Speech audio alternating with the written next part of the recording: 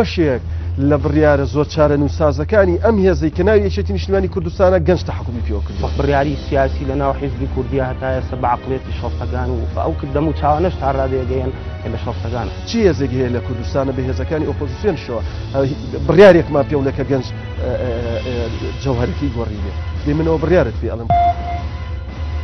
ئایا لە نێو حیزبی کوردیدا بەشداری بە گەنج کراوە بۆ بڕیاردانی سیاسی؟ پێت بڵێم خەلە لەگەل لە چیایە بە تەنها بەشداری نەکردنی گەنج نییە، تەنانەت ئافرەتیش بەشداریکردنی ئەو توێژە کۆمەڵایەتیانە کە لە وڵاتی ئەمە هەن زۆربەی کار دسماشیات. لە فەرەنگی حیزبەکانی کوردستانە گەنج پڵنگە، گەنج پاڵەوانە، گەنج داهێنەر و داینەمۆی خەباتە، بەڵام کە ئەگاتە سەرواقع ئەم قسانە هەموو هیچ دەرەچن.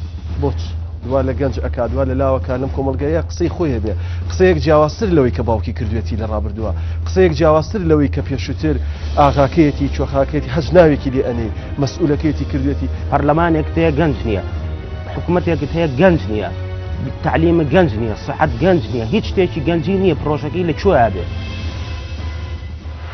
دوو جار بیر بکەرەوە شەوی دووشەممە کاتژمێر 8:30 خولەک.